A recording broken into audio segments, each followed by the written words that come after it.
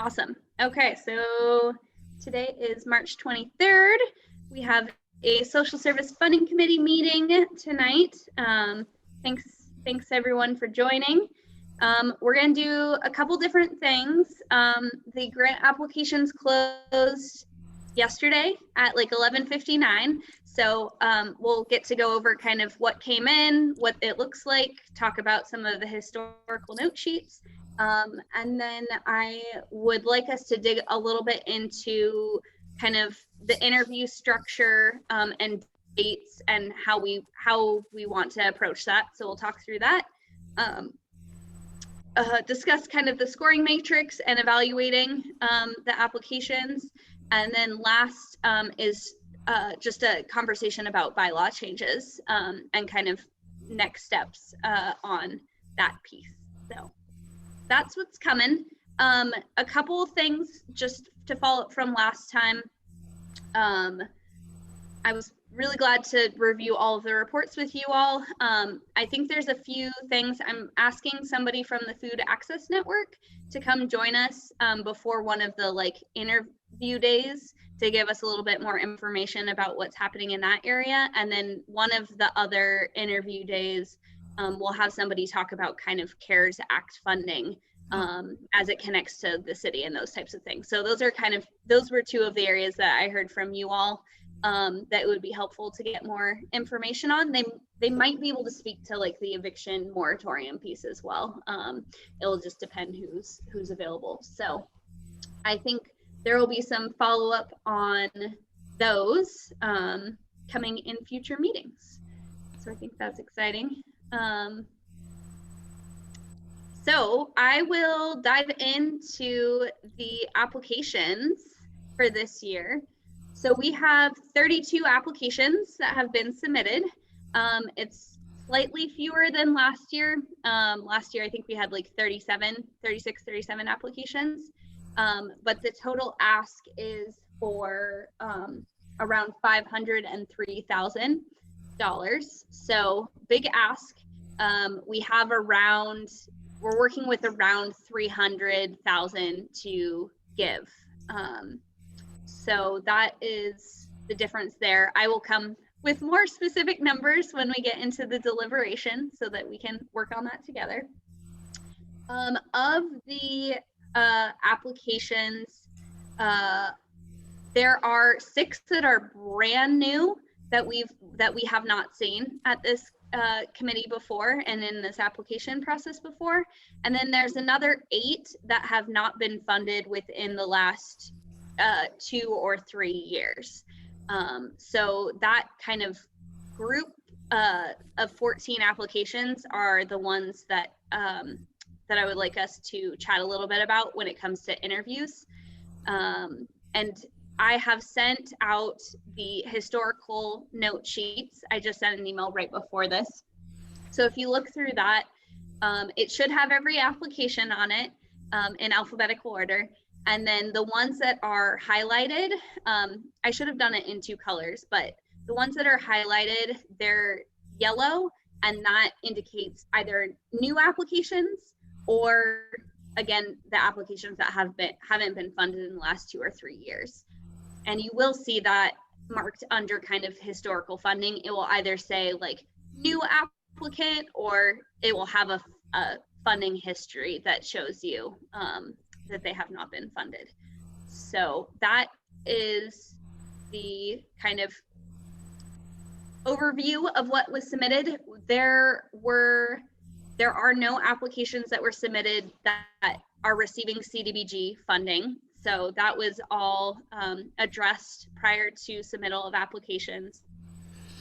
The only one that just in the notes, just to clarify, Good Neighbor Center, which is under, I think, like East Washington County, they have historically been funded by CDBG, but they chose to come into social service funding this year instead of going to CDBG. So they didn't even there wasn't an application submitted there at all. So I just wanted to make that clear that they're kind of new to us. We haven't funded them in the last couple years, but they have received some other CDBG funding in the last couple years. So I think that was the only one that kind of stood out. The new ones, just to kind of list off the brand new ones, include the Beaverton Resource Center, Big Brothers Big Sisters, Dusty's Heart Ministries, Rise, Wake Up Beaverton, and Work Systems. So there's kind of a mix of different things that are being offered by those organizations. We also had at least one pantry that I had a conversation with that's currently funded that chose not to come in. They felt that what they had received from the committee last year was really generous and had helped them be able to provide the level of service that they wanted to provide. So that is the Murray Hills Christian Church Pantry. So I think that might be one of the only ones that's currently funded that didn't come in for this coming year. So just a note about that. And yeah, I'll pause there. You all should have access to all the applications in Zoom Grants as of right now with all of the attachments. Any questions about what applications we've received?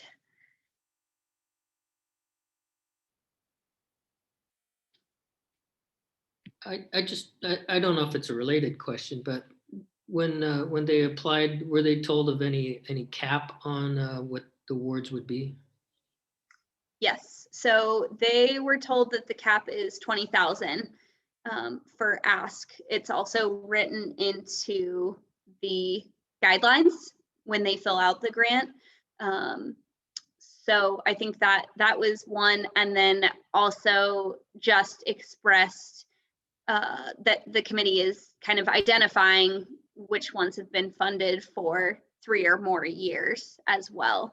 And we'll take that into account for funding, but it's not necessarily like an eliminating factor. So those are, I think, the two kind of caps that are mentioned. Okay, thank you. Well, you've got a lot of reading to do. So that you'll have, for sure, you have at least 3 weeks to read over the applications.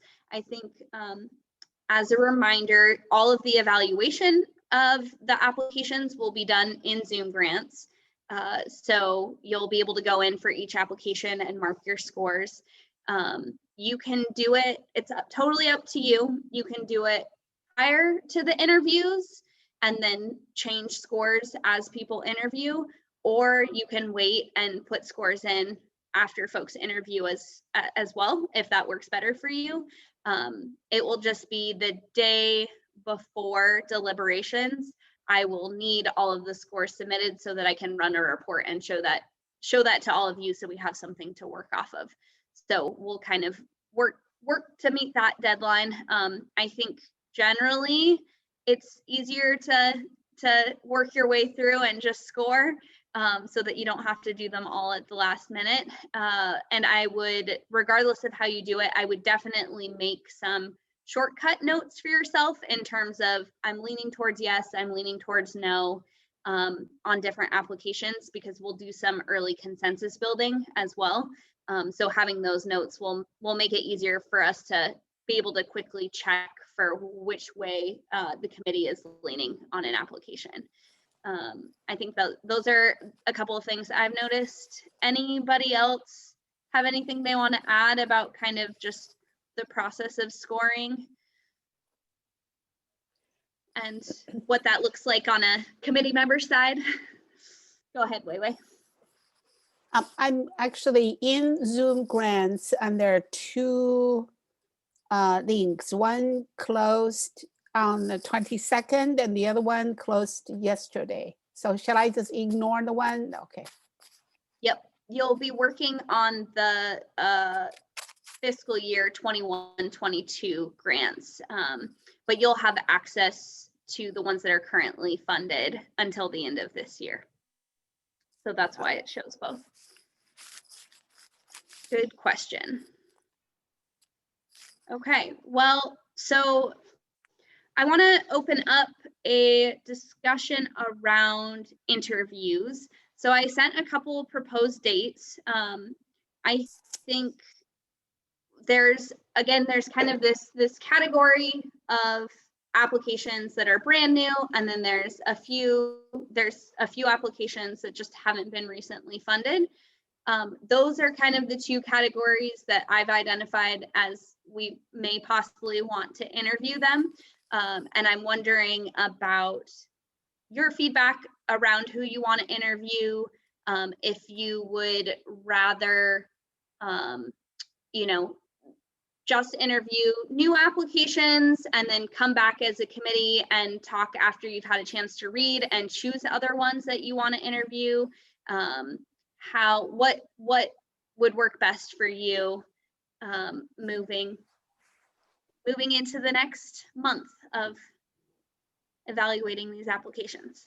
Yeah, can you remind us how we did it last year? I mean, did we say that, whatever the top 5 or 10 that everybody pretty much agreed were their top 10 or so, that we just said, well, they're obviously going to get funded, so let's not interview them. And then the ones that we're obviously not going to fund, we didn't bother to interview them. Is that what we did? We kind of just eliminated that and interviewed the middle? We did do some consensus building prior to the interviews last year, which I think without kind of the breadth of formal scores, which I think was helpful. But what we did is we had already decided, and I think we decided through that process, but it was just new applications or applications that had been new and not funded the year before that we interviewed. And that was 14 applications right there. And that's about how many we have again this year. So I think it kind of fell into those categories as well, Jerome, but certainly we could wait and do some consensus building and just hold a few spots for interviews that we assign after doing that if we wanted to. Thoughts on how that worked last year?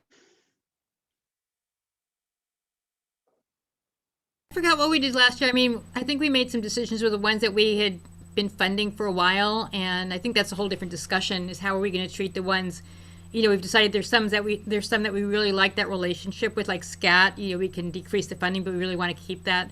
So how are we going to work with the ones that have been funded over the past several years and we might want to keep, but maybe, put their funding down a little bit? Are we going to do the same thing as last time? I think we'll have to talk about that as part of the scoring piece and how we want to build that in. And if we want to, subtract points from any particular area or that type of thing. So I think that will be, I'll just table that and circle back to it. I will note, so last year I went back and checked, and last year we did 2 nights with 7 interviews each. And it was definitely too long. So I'm thinking what we do is we plan for 3 nights with 5 interviews each, make them shorter. We can also condense the time between because we left a little bit more time. And that should be around like 2.5 hours. Instead of the 4 or so that you all gave during those sessions last time. So I think that's what we could do with that, is have a day where we already know like the new applications we want to have a chance to interview. And then after we do some consensus building, fill the other 10 or so spots with other interviews if we wanted to do it that way.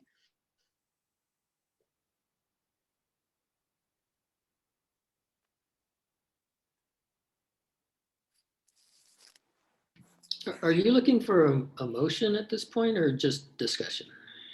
Discussion, yeah, and preferences. I will say I'm that so last year, the interviews did seem to go a long time, and by the last one, it was kind of more fatigue setting in. So to be fair for the applicants, I like your suggestion, Megan. Yeah, we could also do fewer interviews as well if there's a particular cap of interviews that you all are feeling like you want to commit to. Everything's fair game, whatever ideas you have. I know this is probably, the answer is no, but is there any way that we can go person in person?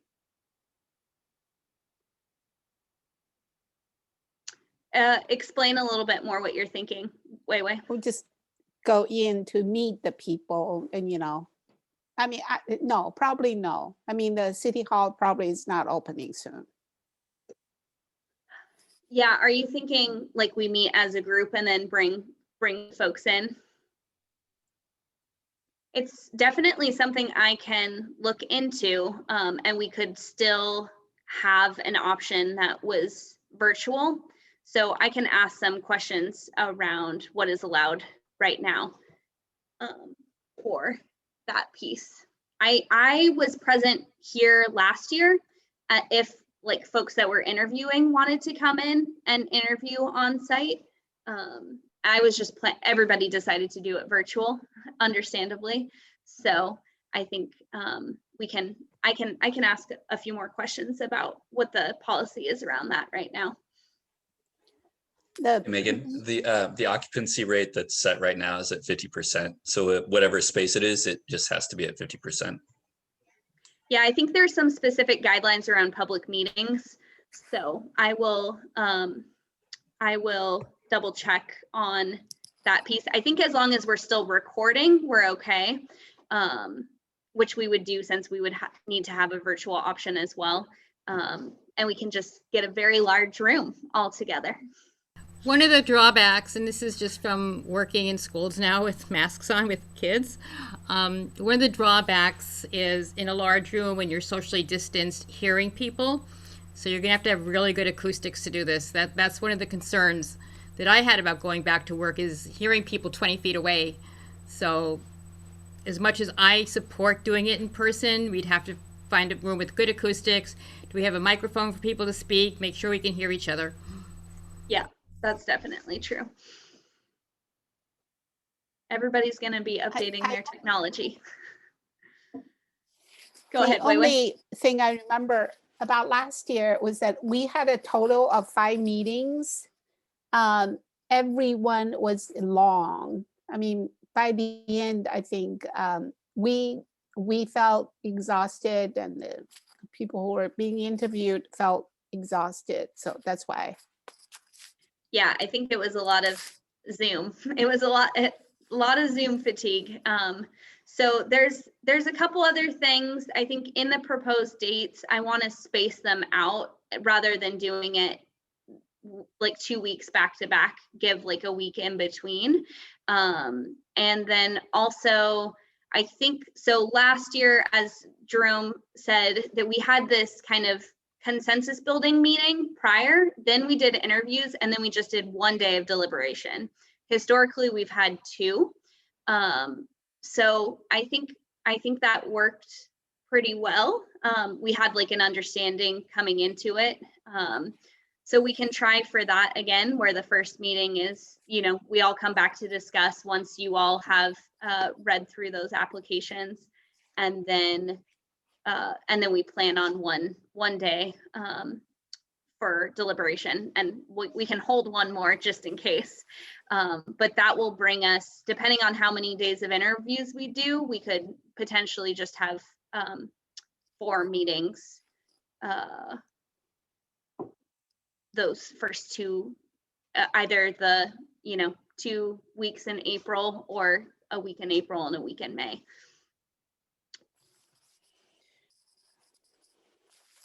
Does it make sense for us to have some kind of a agreed upon deadline for finishing up scoring? So you could do some calibration to figure out, who we can eliminate or who we don't have to interview. I mean, if we cut it the day before the meeting, and that doesn't give you enough time to do any calibration. Yeah, I think the one that we do right before is the like brand new applications. And I think we have decided, that it's helpful to interview new applications just for some of the context that we haven't seen them before and that type of thing. So we can make that first night those applications so that then the other ones we can plan farther out as well. But it definitely would be helpful to have, I think, some deadlines around scoring so we can have some conversations around consensus building in that original meeting as well.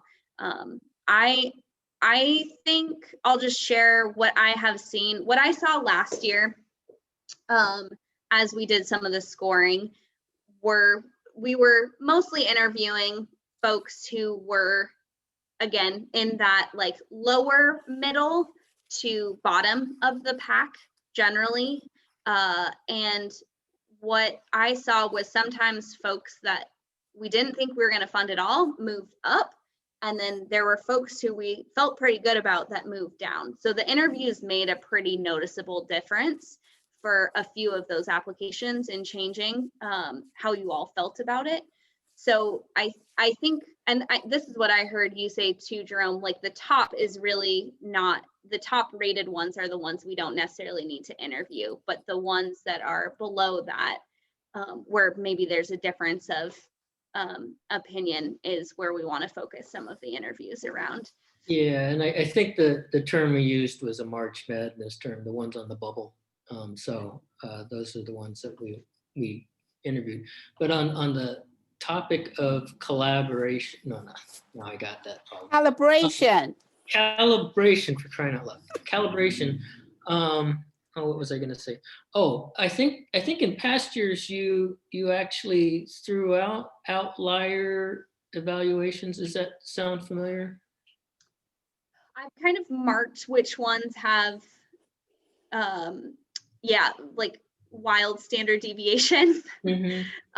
And then I think those are the ones that we have to usually have some pretty intense discussion about because somebody feels really strongly one way versus the other way. Yeah. So I can continue. I'll make sure to mark that in the Excel sheet that I provide to all of you. Okay, yeah, I think that was really helpful because it was just kind of like, what one person saw that nobody else saw is an important topic. I think that is true. Okay, so trying to see. So maybe those dates that I shared with you all, let me pull them up again. The first two would be, was it April 13th and 15th? Right. Which would give you 4 weeks-ish to read over applications.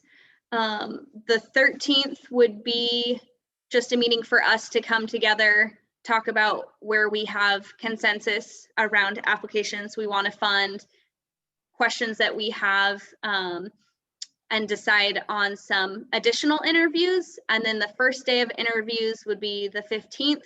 That would be just the new applications, the 6 new applications. And then 2 weeks later, we would do interviews on the 27th and 29th. And then we would have a week to score, and then we'd come back and do the deliberation in May. That sounds to me kind of where we're at right now. The other piece that I heard from you, Wei Wei, around interviews. I'm just trying to think. Totally lost it. It will come back to me. So that's kind of the proposal we have right now. I don't know if deliberating 2 weeks after the interviews feels too far away and you want to be able to do that the week after. Too far away. I wondered about that. We'll forget. So if we do interviews the 27th and 29th, maybe we move the deliberation up to May 4th. Oh, maybe not the 4th, the 6th, because I believe the voters forum is that week. I'll double check on the date. Yeah, voters forum is the 29th. Oh, thank you. So we might have to skip the 29th. We can do an interview the 27th, one on the 4th, and deliberate on the 6th instead. I'll write that in the chat so you can all see it, and then I'll send it out. April 13th would be consensus building.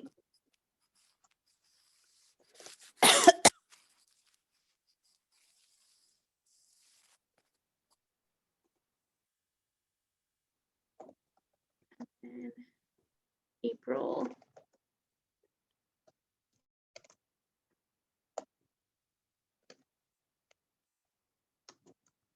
4th.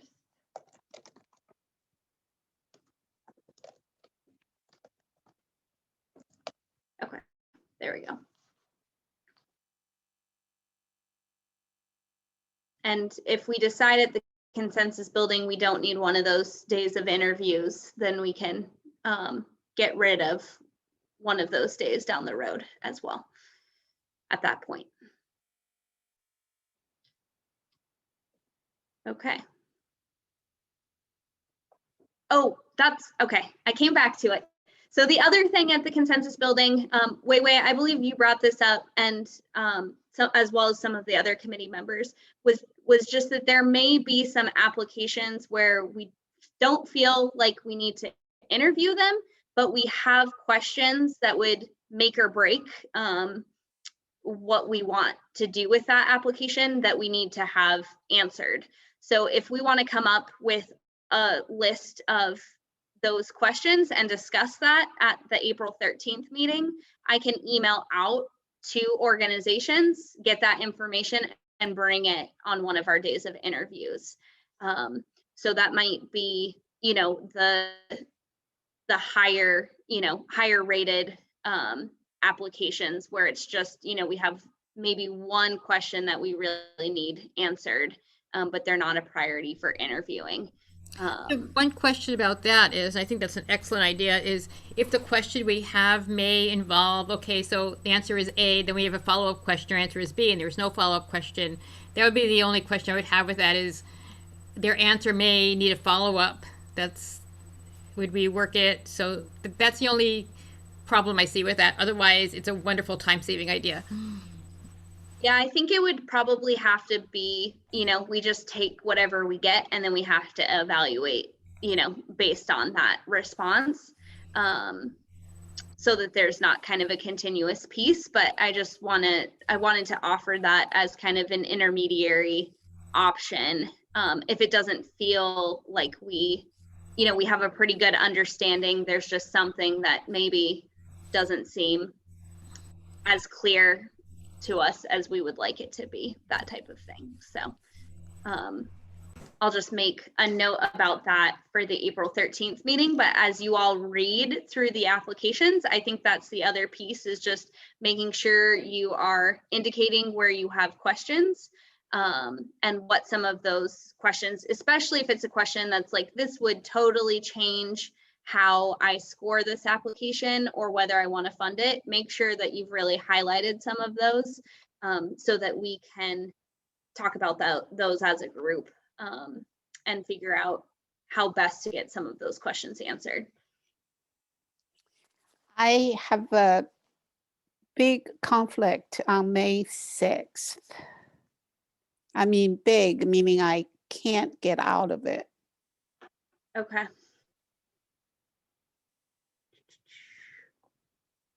Interviews.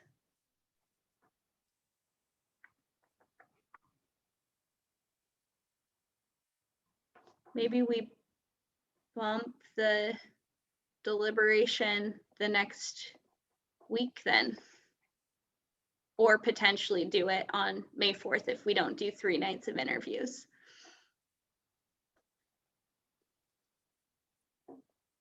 This is what's hard. It's so helpful to have everyone. So the scheduling. All right, why don't everybody hold the Tuesday after. So that is May 11th. Mhm. Hold May 11th as well.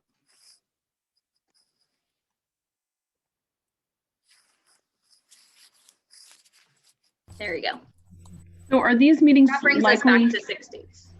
will these start at 5:30 as well? Yeah, flexible. I think so. If we do 5 interviews last year, it's because it's 10 minutes Q&A, 5 minutes of 5-minute presentation. That's 15 plus about 5. We had saved 30 minutes per spot, but I think we can probably do it in 20, and then 5 or 6, that's 2 hours, plus we'll need a little bit of time before and after. So 5:30 to 8:30. And we can probably end at 8. But we'll want to hold that whole time. Generally, I will remind you, when we were in person, we were doing 5 to 9. So we've cut down a little bit, but it does feel extra long on Zoom. And definitely feel free to eat if you need to in that first kind of period where we're just trying to come together and talk about the night to come. Lisa, were you gonna say something? Yes. Hi. Oh, Hi. yeah. Sorry, I have been somewhat managing the child, but he's content watching Frozen right now. So Olaf's Frozen Adventure, to be exact, which is a Frozen short. Anyway, I do have a conflict, but I think, I could just tell them I can't be there. It's my NAC meeting, which I'm on the board. So I think Miles would probably be a little salty about it because the whole neighborhood program is the whole reason I'm on this committee. What day But, is it, Lisa? That's on, it's always the 3rd Thursday. So that would be that April 15th. Yeah. Okay. During the new applicant interviews. Yeah, Okay. and I was looking, because actually I just sent an email to my boss today because I wanted to prepare him to let him know I was going to be taking some time off for these meetings. And so I was just looking at the original email that you had sent, Megan, with kind of some of like the anticipated dates. And, for me, I do think it's good to keep things as close, like, especially the deliberation, as close as possible to the interviews. That's probably my biggest one. Like, I wouldn't necessarily want to push deliberation into the following week of the last set of interviews, because I just think, we're just going to have so many impressions fresh in our mind and ideas about what we've learned. So I don't know. I'm not trying to spread it out longer. And if the 15th ends up being like what we want to stick with, then I'll just tell them I can't be there and someone else can be backup recorder. Cool. Okay. Yeah. I agree. Yeah, I think that does make a lot of sense, to try and keep that deliberation closer to the point at which we're hearing from folks. So we will, let me see. We can also do the consensus building and then wait until we can do interviews on May 6th, because if you miss a few interviews, I think that will be okay. And I will be recording them as well if you want to watch. And then we can, and then we'll just plan for that deliberation on May 11th. So then we just wouldn't have the new applicant interviews on the 15th. So then all your interviews are a little bit closer to that deliberation time. That's kind of what I'm hearing. Okay. So you'll end up having it all very close in time, but at least that first meeting won't be back to back with everything. So let's plan on that. Okay. What I'm also hearing is I will set up the first day of interviews for the new applicants, the brand new applicants that we haven't seen. And then we will, when we meet on April 13th, we will do some consensus building and decide who else we want to invite to interview. So we'll do that and also identify if there are questions that need to be answered, that can just be answered via email administratively at that point as well. Okay, so you have a couple weeks to read those over, and then we will get into interviews. I think the interviews are really enjoyable. They are long, but it's very nice to hear about what they're doing and also to get some questions answered that we don't always anticipate just from the structure of the grant application itself. So that will be great. We've got those. So the other piece then to this is the actual scoring itself. So in addition to the kind of areas, we have this scoring matrix that we've been using, and I will bring it up on the screen right now. But I just want to invite any conversation on changes that need to be made to it, other things. We have these questions around COVID now that I think we just need to decide where does that fit into the scoring piece. And anything else that we might have conversation about. So let me bring this up.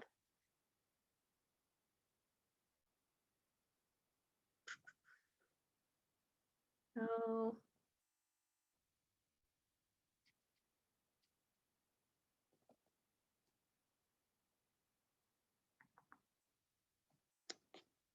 one second.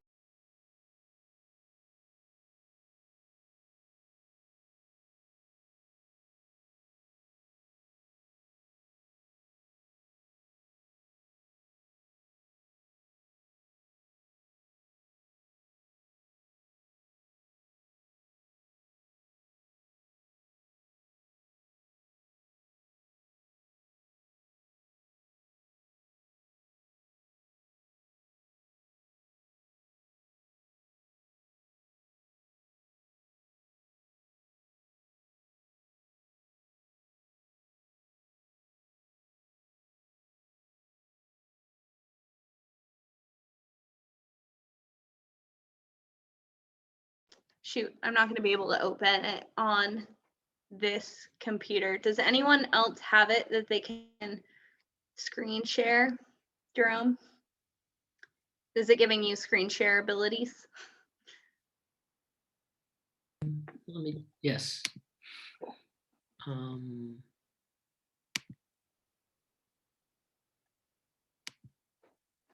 Thank you.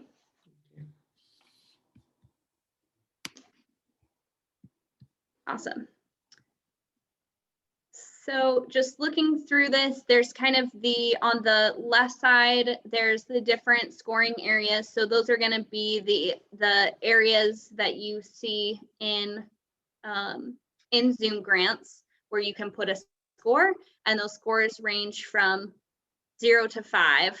So you can drop down, I think it's drop down, or you fill in by points, the number. So each of these areas then kind of lays out what would need to be described for it to be scored in any particular way. So that's my intro to that. For returning board members, thoughts on how this has been helpful or hasn't, and any updates you think we need to make to it? I don't know if I'm muted. So the one with aligns with city council priorities, those are the priorities of like education, health, and homelessness, is that right? And I don't know, my experience with this, trying to evaluate this one is almost binary. It's like, do they align with it, yes or no? So to try to grade it on a scale of 0 to 5 was kind of not particularly helpful. So I don't know what other folks' experience was with this one. The only question I have about this one, and I'm okay with kind of the question that is as it is, but the question I have is it specifically tied to one of the city priorities? Do we want to say at least one of the city priorities? Because some of them are kind of a mixture. Yeah, I think that's a good question. I think what I'm hearing from both of you is that really it kind of is a all or nothing, in terms of it should clearly describe priorities, or it's something that, you know, we're not going to evaluate, since that's a requirement of the grant. But being able to kind of detail that out clearly,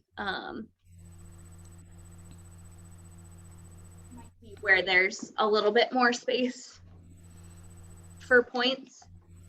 But maybe it's maybe it is a 5 versus 1. We change those categories. Is that what you're thinking? Well, the part that isn't 5 versus 1 is the second part, which is detailed, clear description or generally described. That seems to be something you could rate on a scale. I think the one that was just referred to as programs specifically versus show some ties, I think that was the one that was kind of is hard to do on a kind of a scale. I know, was that correct? Is that? Yeah, you're right. That makes, thanks for clarifying, Lisa. So maybe just taking out that first bullet point, around being tied to the city council priorities. I mean, that needs to have some scoring. I mean, we need to specifically, that has to be an extremely important part of whether they're eligible or not. Well, is there any reasonable thought about, you know, if they're tied to more than one council priority, that they can receive a score in the 4 to 5 range? What do you all think? I mean, that's a good way to scale it, to say tied to one or more, or more than one, and then the other 2 or 3 can be 1. I mean, I don't know if that's the way you're thinking of doing it. You know, I like that too. And I also think that, you know, this goes back to what I talked about, I think in our last meeting of, you know, organizations that help on a deeper level, or on, you know, I hate to say it this way, but kind of on a more surface level. And so, you know, I don't know that necessarily should be like a scoring thing though, because like, I don't think you should get a low score just because you're doing something, like, just because you're a food pantry doesn't mean you should get a low score. So I don't know if maybe this belongs as like a sidebar, kind of like, but I do like the idea of if an organization is really deeply, you know, meeting needs in multiple areas, like they address both health and housing, you know, like that should, I think, reflect well on them. And then the other thing I was going to say is that I do like the second bullet points there. I think those are really important to keep in the matrix, about the detailed description versus, you know, the weakest score would be like a very unclear description, because that comes, I guess, also back to this idea of like, we're entrusting them with this public money. So they really should have their act together, and like really know what to do with it. So I wouldn't want to remove that. I just want to say, like, I think that should stay somewhere in the matrix. Yeah, I think there's some overlap between 1 and 2, just on that note of depth versus breadth of service that you were referring to, Lisa. So there's that piece in question 2 around, in a 5 has the potential to achieve lasting positive change versus like a 3 or 2, which is serving more immediate needs. I think, each organization application is going to have different strengths. So there might be areas where they do some of these things really well and then where they don't. And we just are trying to balance those things within the scoring itself. So I think there's some overlap in that piece there. I'm also wondering if in this need area, like number 2 specifically, if that might be where we want to add something about COVID and responding to COVID as well, with the addition of the questions that we included in the grant. Any thoughts on that?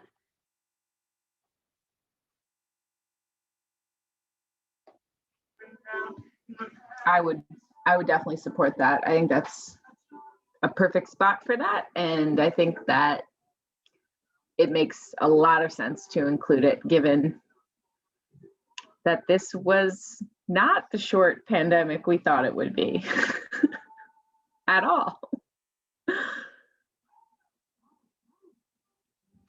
And it's not over. No, definitely not.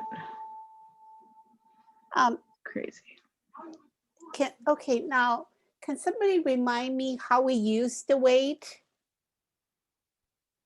Yeah, so the weight, I should have mentioned this. Thank you, Wei Wei. The weight is automatically built in, so you all won't have to calculate it. It will calculate it when it sends the scores to me. But that was just to put some more priority on certain areas of the application. So those first 3 are very important, as you can tell. And then I think there's where it's weighted a little bit less. And we can scroll down and look at some of those other categories. In the need section, just around COVID, the 2 questions that were added were kind of, how have you been responding to needs as they've tied to COVID during this time, and how. So like, I think the way you described it, Wei Wei, was like looking for some of that like flexibility and innovation, and like nimbleness in how they've been able to provide services at this time. So some language maybe just around flexibility within that number 2 as well. I'm not sure if anyone has thoughts on some more specific language around how we evaluate that piece. So where are we thinking of adding that, in the first one, or where are we thinking of adding COVID in? I'm thinking under the demonstrates community need, although totally open to other categories. Or we could add one as well that's more specific to COVID. Okay, I got a take note from Jerome. So I started thinking about that when you were like, should we also add a second COVID related bullet point? I was like, do we need a whole COVID section? But I don't think it's necessary. And I think it could overcomplicate, like unnecessarily overcomplicate, because certainly COVID fits into the community need. I mean, it's the reality of the community right now. So, I mean, maybe we could, I guess we would have to really wordsmith it well, but we could maybe try to just do one bullet that does hit on, kind of both of those aspects, or kind of the all around, are they doing things that are needed and doable in COVID? And at the same time, have they adjusted their program approach to ensure that they can still have an impact in these necessary areas, during COVID? I like but that, yeah, adjusting program approach. Yeah. I guess I agree just with, to make sure. Oh, I'm sorry. I just wanted to ask one more thing though. Is this going to involve changing Zoom grants for you, Megan?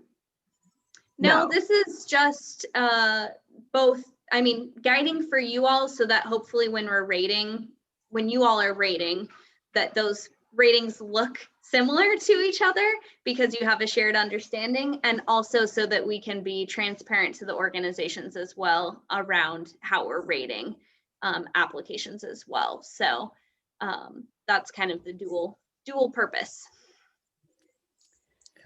The only thing I was going to suggest about COVID, and it follows Lisa's point, it's really sort of that two-pronged approach. One, were you able to continue providing care and service to your target market or to your target population? Two, what sort of things specifically related to that administrative function and the structure of how did you adapt to COVID? Not necessarily what your care model was, but what your operational model. Yep. I would like to Adapt- add something to that one. adapting. That's an excellent question. I'd like to add something to that second one that asks them what were their challenges. So that helps us know what their specific challenges were and how they addressed it. Yeah, I think there's a piece, and certainly I've seen some of what folks have written in has responded to some of that. So I think ideally, you know, COVID isn't going to be around forever, but those pieces that you all are bringing up where I hear like adapting, right, to changing situations, adjusting program model or like outreach, those are things that hopefully organizations are able to tell us that they're doing right on a year-to-year basis based on circumstances. So building that, I think building some of that into the evaluation makes sense currently for COVID, but also long-term. Well, hopefully Great. next year we won't have to have this discussion. But I think we said that last year. It'll be something new, but that was really helpful language. So I will add some of that and to that piece number 2 and share that with you all. Okay, one Just thing to- that Go ahead, Wei Wei. one thing that every year I seem to be puzzled about is that the number 1 and number 2, they seem to be asking the same question, because the city council priorities are supposed to be the community needs. So I always feel like, and sometimes I'm thinking if they got a very high score in number 1, got a very low score in number 2, I'm kind of like, something is not right with this scale. You know what I'm saying? So every year I have to struggle a little bit to kind of like say, okay, so this is the priority, but they're not addressing the needs. So it's kind of like I don't know. I'm still struggling, as you can see. Lisa, Yeah. I see you nodding. Yeah, I hear exactly what you're saying. I totally agree. There has to be a better way to differentiate what we're trying to get at. I think that speaks to Lisa's comment in our last meeting and earlier today about depth versus breadth. You could have a food pantry or a program that offers care to say 500 people, but really all they're doing is providing, say, a cracker to 500 people. Or you could have another care organization that serves one person and provides them meals throughout the year. And I think that's what that coming into it completely new and not having gone through this process, that's how I read that distinction. Yeah, maybe the first bullet point, like around community need, maybe that piece moves up to the city council priorities, and that category really is around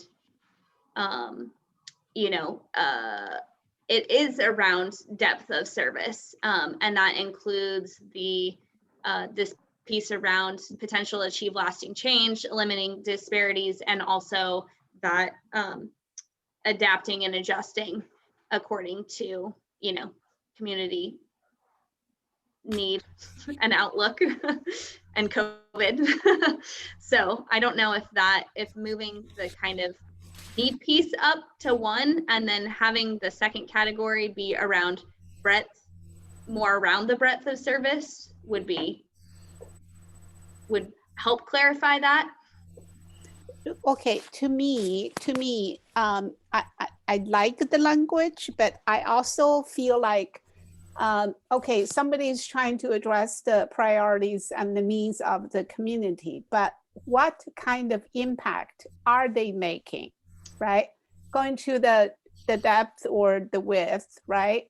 So somebody might just making the impact by giving out to the masks, right? That's an impact, but in comparison, somebody else might be giving out to the masks as well as something else, right? So the impact clearly is different.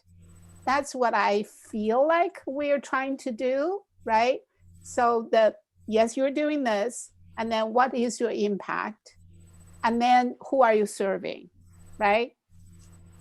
I like that. So 1 is kind of on the priorities and need, 2 is on the impact of services, which the other piece that might not be captured there that I've heard you all bring up is just the addressing like the root causes of poverty. So the upstream work versus downstream work. So I can make that a little bit more clear in there too. So I'm going to ask kind of a very, I'm playing devil's advocate because I agree with all of this. I totally agree. But my devil's advocate question is, needing to go back into Zoom grants to answer my own question, are the grants worded and the questions asked to address what we're changing in here? No, I think that's an important question. I thought the other Lisa asked that question. I thought the answer was no problem. I meant if Megan was going to have to change questions that like the rating method, what was written for us to rate. But of course, it's too late to change the grant questions. So I don't know. I mean, is your concern, Lisa, that it's like it could be sort of unfair? No, I mean, I have to go back into the Zoom grants and take a look, but that was I'm just throwing that out, playing devil's advocate here, is if any of these changes are excellent, but the question being, after we do this, is it possible maybe to go back into the Zoom grants and make sure that the questions asked in the grants address the changes we want made? Yeah, why don't the questions address them? I will create another column on here too that can just be like grant question, so that because they should all refer to questions in the grant, so that you know what you're evaluating off of. And I think we've had that conversation, but numbers, the question numbers have changed in those types of things. So I can go back and do like a first kind of addition of that onto this chart. And then I think we do come back and say, hey, it would be helpful when rating this if there is a question that was framed this way, or, this question doesn't feel like it's tied to something, we should change that next year. So I think we do twofold on there. But I will take a first stab. Now I'm giving you more work, Megan. I'm sorry. That's what I'm here for. That's my job. Jerome, were you going to comment? Yeah, I'm sorry, I got a little distracted there. But so if we change the second line to have them address their impact, are we disadvantaging the new applicants who don't have a record of performance? I think that's a good question, actually. And there's if you scroll all the way down, Jerome, on this, there's some notes that we wrote at the bottom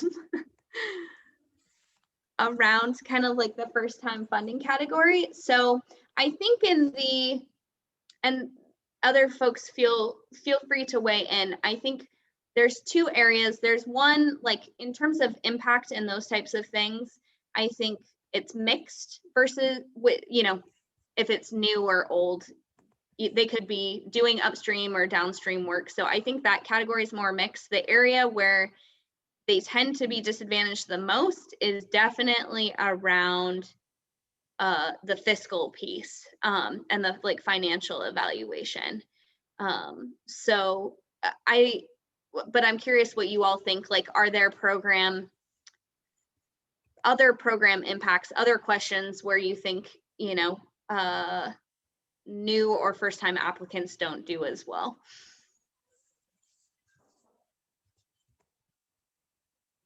And do we need to score those applications differently?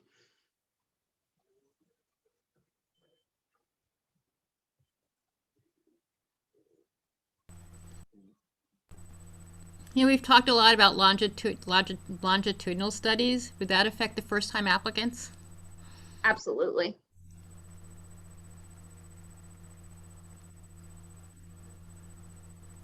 I'm kind of feeling bad about bringing this up because I think I just added a whole level of complexity to something that is already complex enough. So I apologize. I'm sorry. No. No, To great me, question. everyone was once a first-time applicant. Okay, so if we don't add anything that's unreasonable, I think that should not unreasonably disadvantage anybody, right? I'm looking at the application questions. I feel like they are all just actually wonderful questions. You know, describe your program, clients that you are serving. How do you track the residents? How does your program work to meet the needs of our diverse community? Serving English language learners. Access, how do people access your program? How would you measure your program's impact? You know, I think those are just fine questions. You all have chosen some good ones over the year, I think, and we've added some and updated, I think, which has been really great. So capturing where those tie into here, I think that makes a lot of sense. Yeah, I've got a comment. I remember the very first year I was on, I'm looking at just the progression of what's happened from the first year to now. I mean, this has become so much more in depth and so much more in a way complex. It's just amazing, the whole difference. Oh yeah. Okay, so Megan, I think you have done a fabulous job getting all of sort of like shepherding this whole process. You should get all the credits. As for the committee members, I think overall we are pretty thoughtful bunch. You know, I as agree. tired as I was last year, I just remember how exhausted I was. I think we did a good job. And we're still going to do a good job. I think that is true, and thanks, Wei Wei. It's definitely been, you know, the reason we have these things is I think driving the fact that you want to be more specific about how you're funding and thoughtful in that process. So helping to create those tools. One thing that I'll just say on Jerome for the like first time applicant category is that one of the tools we have to account for that right now is just the ratio of, you know, for however many new ones we have, right? Making sure that a certain percentage get into that final piece. So I think that helps balance out that area where they might not do as well from a scoring standpoint. Yeah, so I'll just toss out one last thought on this, and I'm about to speak with a forked tongue, but Please do. Are we letting perfect become the enemy of good enough? You know, I know your intent was to go through this line by line and generate some discussion for improvement, but you know, the sense I'm getting is that most of us who did this previously are pretty happy with the way it is right now. So I just offer a thought that maybe we're fixing a problem that doesn't exist.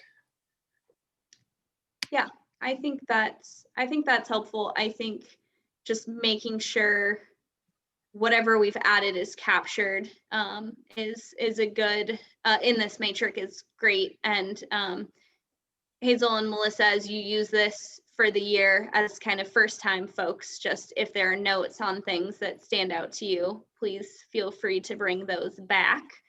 And we can continue coming back to this. I think just to also circle back to that kind of standard deviation, if there are places where we're seeing committee members, you all as committee members scoring drastically different, we should come back to this matrix to say, you know, are there areas where we're understanding this differently and should be working to score more similarly. So I think it can be a tool for that as well. But generally, this team is pretty good at consensus building. So I have another question. I know that the governor sort of like basically gave every city the authority to solve our own homeless or houseless problems, right? Is there any funding coming from Salem with that sort of like new task? If there is, do we have that? In other words, I'm looking at the $276,000 that we have right now. If the houseless problem is having more resources, I would rather looking into other areas. Oh, good, you're nodding. Oh, I like that. I am nodding. There is, so not from the state specifically, but in Washington County, the Metro Supportive Services bond measure was passed by voters, and that is specifically targeting homelessness in Washington County, in the metro region. It's a metro bond, but there will be a percentage of funds that come to the county and to the city to address homelessness. I'm happy to share a couple links with you all, because the local implementation plan right now, the proposed plan for that is out for public feedback. And they will also be presenting at City Council, I think in April. So I can share that date. But that would be just one source of funding that is coming to this area. And certainly it's not going to be able to do it all, because this is a big issue here that needs a lot of funding. But I think they'll kind of address where is its strengths and what else is still needed in the area as they talk about where they're targeting that funding. So that might be a good source of learning about that. So I'm happy to share some follow-up information about that. Metro Supportive Services Bond.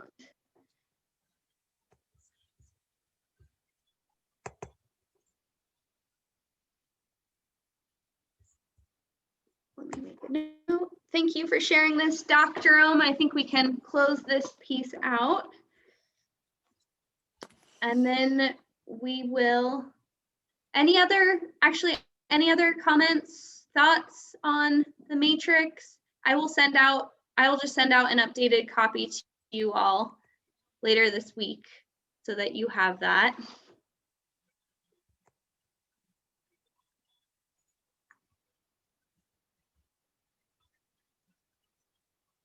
Lisa, I think Lisa Stiller, I think you asked about the Metro bond as well. You saw a note and sent it to me. So everybody, this is the question on everybody's mind. So I will send it out to the group. Okay, so final piece is around bylaw changes. Woo! Most exciting topic of the night. So there are a couple things that I want to talk about. What will happen, let me frame this for you. I'm just going to talk a little bit about our bylaws and some changes that I'm looking at.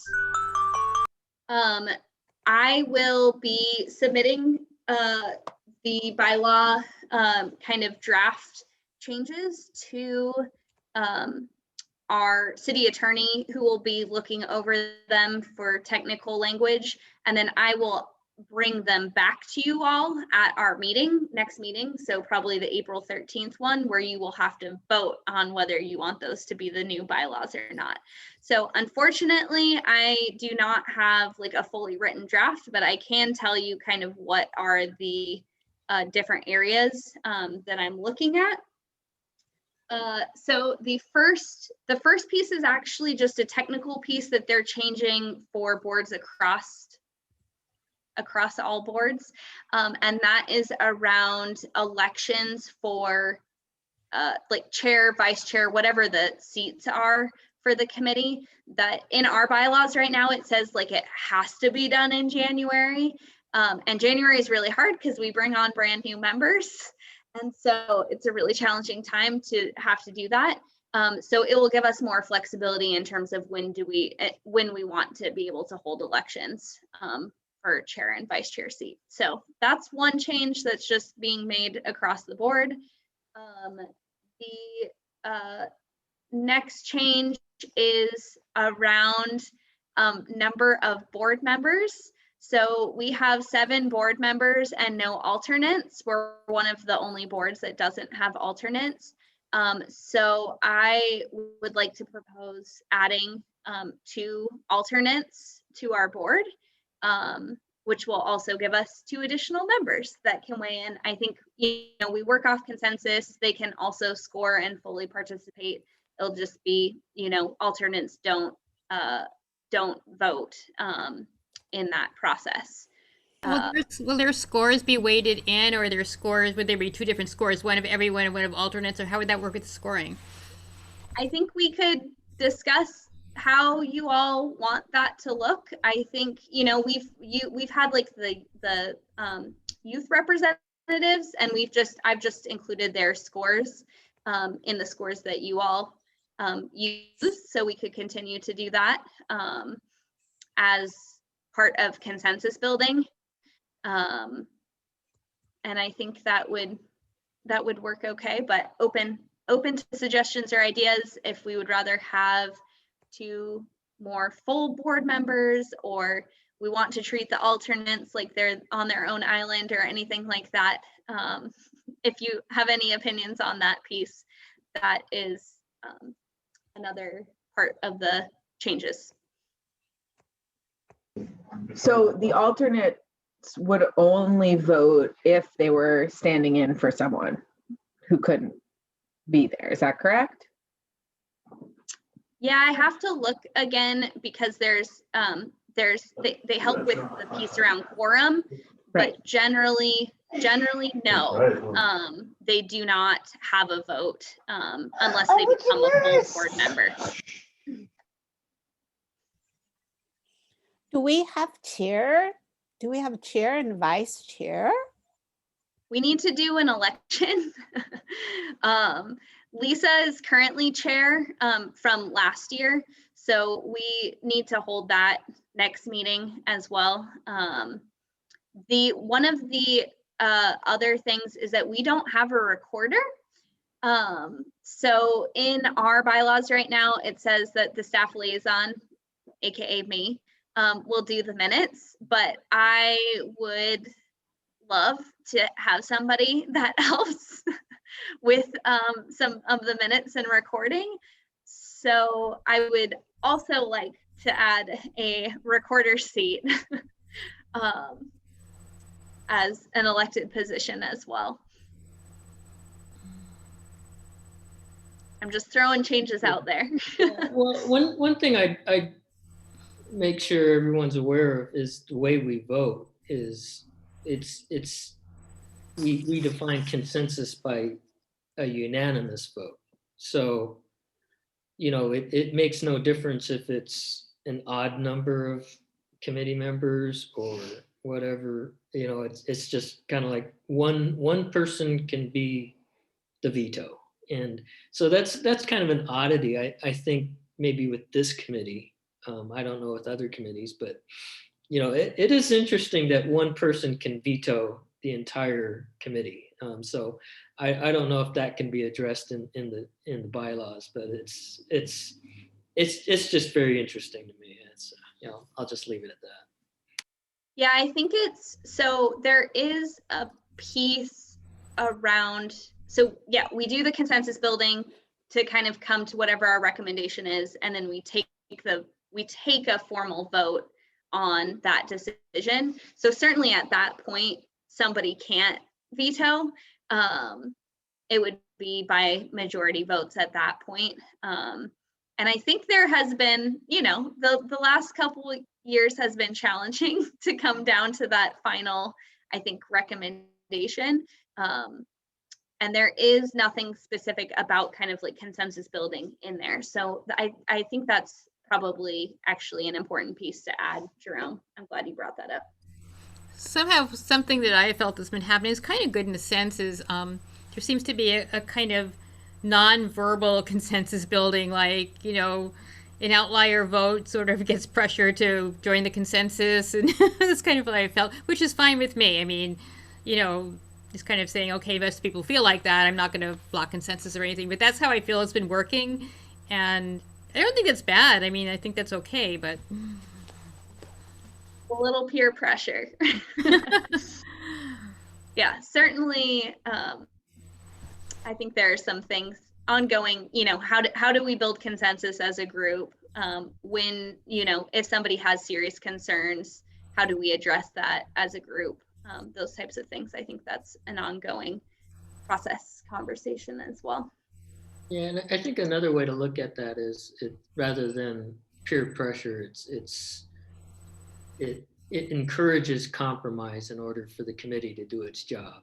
And I think that's an important way to look at it too. Or it's too late at night.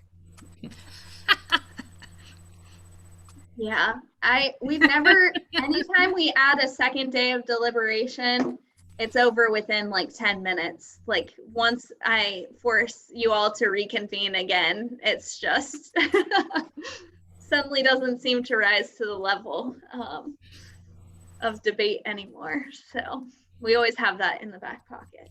And there is something where I have to agree with your suggestion, even though I realize we're COVID impaired. I really do support the suggestion if it was all possible to do this in person, because there is such a different dynamic that happens in person. And I think there's a less level of Zoom fatigue in person. So if there is any way to do it, I would definitely support it. But I know the challenges involved, and hopefully next year that we don't have to struggle to find a way to do that. Megan, you have to hold sending us the gift card, because you probably have to use the money to buy dinner for us. Hopefully we can be in person. That's true. So one last piece in the bylaws is just chair duties versus like staff liaison duties. So I think in there it kind of has the chair facilitate most of the meetings.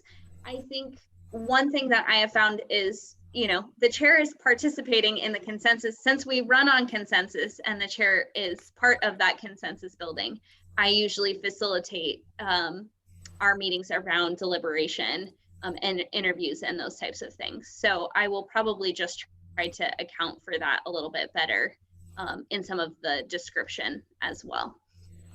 I've just stepped aside, Megan, thinking that for transparency purposes, you're probably the best one to lead it. So I have never said anything. You can always step in. And I think some of the, you know, chair duties are captured there to some extent, but can also be better spelled out, are around kind of, you know, the presentation of the recommendation to city council, and also some of the representation of the committee within different spaces, such as, like, you know, the information session, or at public meetings and those types of things. So That I think some of presentation that was just fun. I think it That was spilled so out. much fun a few years ago when I did that. That was an awesome experience. It works really well. Since I never knew we had a chair, whatever worked, I think worked. I mean, I think the only thing I did as chair, what I got addressed to me was questions for the voters forum. And that's when I think I sent it out to everyone, give me some questions. That was the only thing I think I really, got addressed to me was questions for the voters forum. So That will probably be coming soon. So yeah. Your direction. Yeah. And you've done the recommendation presentation the last couple years as chair too, Lisa. So That was amazing. I just loved watching council's faces while that was happening. It was just great. So, okay. Well, if you all think of you're reading through the bylaws again and you're like, wow, this really needs to be changed, feel free to shoot me a message. But otherwise, I will make some of those edits and bring back a version of our bylaws for us to vote on in April. So we got to have some fresh bylaws. Have we solved the alternate issue? Have we come to some kind of conclusion on that? Yeah, so the what I'm planning to put in is for 2 alternates, but if we want to add 1 full committee member and have 1 alternate, or we just want 1 alternate, if anybody feels strongly any direction in there, please let me know. I'm just wondering about the alternates and how that's going to work and how that piece fits in with the voting and doing the grants, and then they're feeling, is my time worth this? Is my voice going to be heard? So I would lean towards adding 1 or 2 more committee members rather than alternates. But that's just my opinion. I agree. So yeah, I think I'm still a little bit confused because I did think that alternates had something to do with quorum, but then I was a little like, I didn't understand then if they, if they're an alternate, then someone can't come and they're replacing that person, why wouldn't they get a vote? But then of course we do work off consensus. But what quorum is 2/3, is that correct? Let's check the bylaws, which I have up. It's very specific. It's a major, 4 members. What's that? 4 out of 7. 7. Well, considering how well we have attended all the meetings, I don't see the quorum as being a problem. But I do agree with Lisa, well, actually both Lisas, that we should have 1 or 2 regular members rather than alternates. It creates a funny dynamic between the members and the alternates, which should not be there. Yeah, that makes sense. Yeah, it's a little bit of a misnomer in that way. So certainly we could look at adding, I would be actually, I think having some additional members would be helpful. I am curious what you think. This would be true for alternates or for full members, but working on consensus, having additional, scores and that type of thing. Do you see that as making the process longer, more difficult? Would it be, is 7 the perfect number right now, or would 9 still be okay for having that kind of conversation? And at times we have had 9 with youth, so youth representatives. Okay, so here is a thought.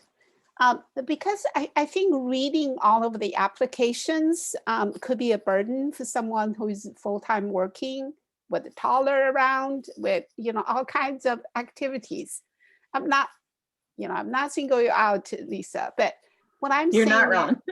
right? What I'm thinking is that if we had more members, we could probably have half of the people reading half of the grants or a third of the grants, so we can rotate. So we have enough scores for each grant, yet each member does not have to read all 32. I mean, seriously, I have to pace myself. Otherwise, I'll just get them so bungled up and when I talk. We do have a lot of applications, and I also think, you know, in a normal year, for the last like the last couple years, we've been funding around 18 to 20 applications. So thinking about site visits and that type of thing as well, you know, 9 members, that's like 2 site visits a piece instead of, you know, closer 3 or 4, depending on availability. So I think there's some possibility for spreading out some of that work. Number of reports you have to read. I personally, I mean, and I think this is just for me, I mean, it's a lot of work, and usually at the end of reading it is like, but I personally find it very useful to read all of them because I like looking at when I'm scoring them. I want to see what am I scoring them against. You know, I try to put enough space between them so I have everything fresh in my mind, but I also like to know the whole picture, what's out there. So that's useful for me, but I don't know, I think that, you know, Wei Wei has a good point. So I don't know if there's a balanced way to do it. I know I like reading through them, and I know that it's burdensome, and I know that I have to take breaks so that each one is fresh. But I love seeing the whole picture of all the grants.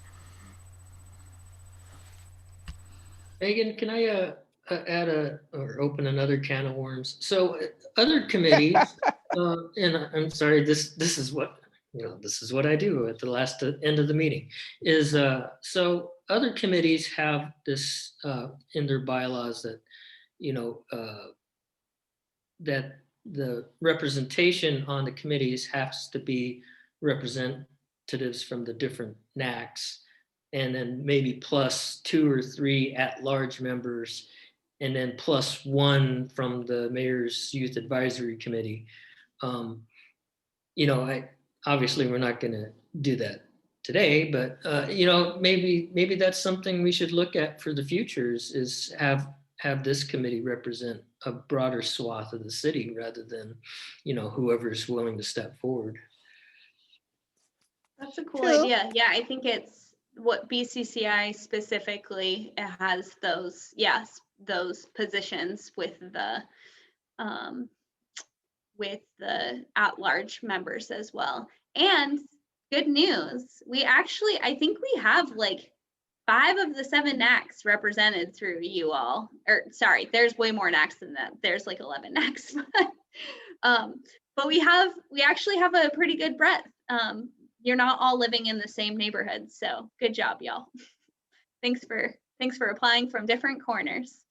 I think there's, and definitely within the kind of evaluation of applications as well. I think that's something important to think about. I don't think that's a can of worms at all. I just want to say that I think, like, I'm kind of with Lisa in the sense of I still think it would be good if like everybody, you know, at least tries to read every application and scores every application.